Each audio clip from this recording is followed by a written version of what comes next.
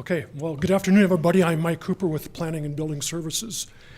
And today we're providing you an opportunity to hear about our new land management software that we've been implementing, and also talking about how we're using that going forward to improve efficiencies within city government, as well as expanding our ability to provide a better customer service. As most of you know, we've been going through record years of construction activity throughout the city, and that involves a number of different departments. Particularly important is the use and enforcement of life safety codes to ensure that buildings are constructed safely and that they're safe to occupy. And those codes not only involve permitting, but also field inspections for a variety of types of construction activity. And we have a number of inspections that go on throughout the year, and the different types of inspections historically have gone through a lot of improvements. And we're going to tell you today a little bit how the old system has worked versus the new system that we're working on today. And we've gone from binders of codes and information to now using electronic tablets, which is a great way to move us into the 21st century. And this software system, which is our new land management system that we call it, has been in the works from some time. And I just want to make sure that we recognize a number of people that have helped put this together. Central Services, led by Sue Quanbeck-Etten, John Clemmy, Holly Carpenter has been our main go-to person. Deborah Gajekowski with our mayor's office, and then finance, because we have to help pay for this. So there's a lot of players that have been involved in putting this system together and getting us to the point that we're now utilizing it. So what does the land management software do better than what we've had before? Basically, it's a way of using electronic devices to go out into the field, as well as within our city service counter to improve customer service. The land management software impacts everything from permits to inspections to property maintenance and code enforcement. So it involves about 11 different departments in various aspects of day-to-day city government. So it's a pretty big deal, and we want to show you today how we're implementing this and what some of the benefits are going forward.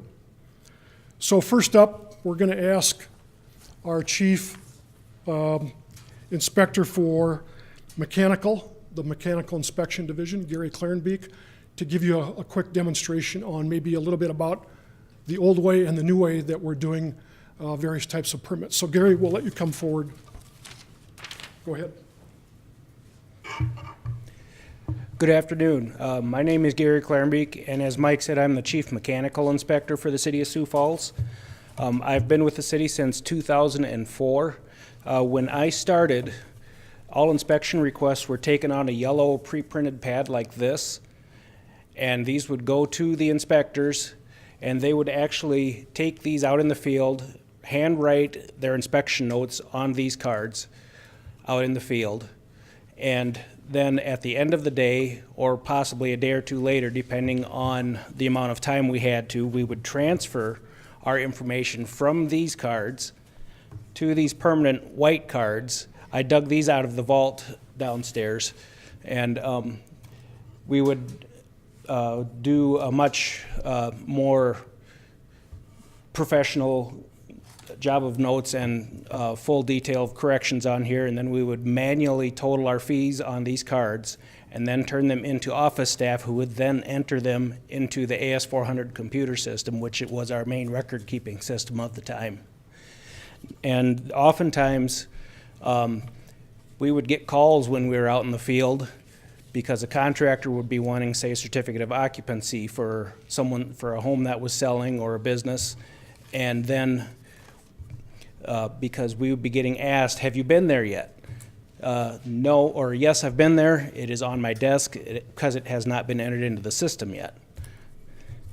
And then now, everything goes on our iPad here. The inspections are entered into the main computer system as they come in. They're available for the inspectors right away. Oh, I forgot to mention too, all the inspectors would come back in after lunch to get their afternoon inspections, because that was where they were at. They were at the receptionist desk. So all the inspectors would have to come back in and get more inspections to do in the afternoon. Now, with them being entered in on the computer system directly, they are available for the inspectors immediately as they come in. Then as I'm out doing inspections, I can take note. I enter my notes directly onto the inspection record. As I'm walking around the house or the business, I am then able to email a summarized inspection report to the contractor or the homeowner if they would like one. And inspection fees are calculated automatically.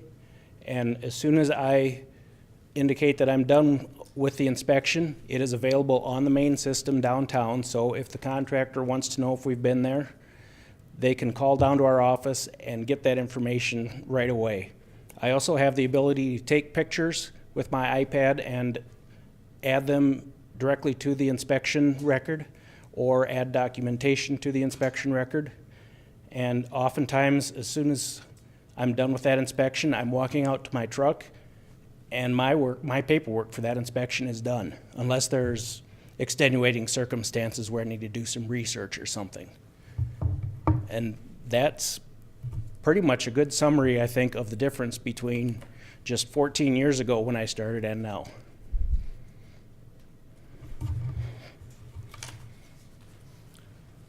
Thanks, Gary. So last year, within the Building Services Department alone, we did over 56,000 various types of inspections. And in addition to mechanical, that would be plumbing, electrical, and building. So it encompasses a pretty broad variety of activities throughout the year, as I said before. And I want to go back and just, again, talk about historically, this has been quite a process putting this together. And actually, when we started, Deborah Gajekowski was our project manager at that time in the mayor's office, and now, just to clarify, in the finance office, of helping organize some of these activities. So as Gary indicated, we can now work directly with contractors or property owners on permits, inspections, and let them know better what the status of their project is on a day-to-day basis. And so in addition to building services, another major user and implementation of one of our life safety codes, which is fire rescue, is our fire inspection team. And they're also very much involved in the day-to-day inspections of buildings for a variety of reasons. And to give you an idea today of how fire inspection is implementing our land management software is Barry Mag. So Barry, come on over. Good afternoon. So our process in the past was very similar to what Gary described in the mechanical division. A couple things to add on to what Gary talked about is now I can go do an inspection at a business for a permitted process, life safety devices this afternoon, and if I'm busy tomorrow, someone else from our office can go to that same business, pull up that record, see what I saw yesterday, see what corrections there were. They can, someone else can do the next inspection, and they have access to what I saw yesterday. And then when I go back the next time, I can see what they saw. It's very efficient in transferring information. And one of the biggest things that we use it for a lot is looking at plans. So 10 years ago when I started, we had a bunch of 24 by 36 blueprints rolled up that we would carry around to look at a building so we could see if the life safety devices were going where they were approved to go. Now I can click on my iPad, expand that plan or shrink it to whatever size. The plans are much more detailed that are coming into us because everybody's looking at them electronically. The details can be there, the code references, and if there's a code reference on a plan, I just click over to that code on my device, and I can look and make sure that it applies to how it was. Yeah, I think that's our biggest thing. So again, the purpose of today's rollout is to make sure that all of you are aware of what the new land management software system is, how it's being utilized. And again, the two major focal points have been to create more efficiencies within city government so that we can utilize our staff more effectively throughout the day. When they go out and schedule their inspections, they're not crisscrossing the city back and forth. They can use the software system to help even organize the scheduling of their inspections each day. And also providing better customer service. As I said, now we can communicate much better with contractors, with property owners, with developers on the status of their project each day. So they know what the status of the plan reviews are, as well as the status of the different types of inspections are as their project moves towards the final occupancy. So it's a great step for the city of Sioux Falls. And again, I'll emphasize it's one that we've been working on for quite some time. And multiple departments are using this system and will continue to expand on this system going forward. So again, this software is being used by 11 different city departments and divisions as we speak today. The last thing that we want to focus on today is to let you know about another aspect of our software, which is what we call the Citizen Self-Service, or CSS. This also has gone live. SiouxFalls.org/CSS is how you can go online to bring up that new system. And this is a way that individual property owners or even homeowners can begin to go online and apply for permits, again, schedule inspections, and even make payments for different kinds of projects. It also allows people to apply online for things like conditional use permits and rezoning applications. So it's another implementation process that is going back to that efficiency and customer service message. We're also allowing people to use it for their rental registration. As you know, there's a requirement within the city that if you're renting out property, you need to register that property. And so we can use that online system through CSS to make it really easy for property owners to comply with that requirement.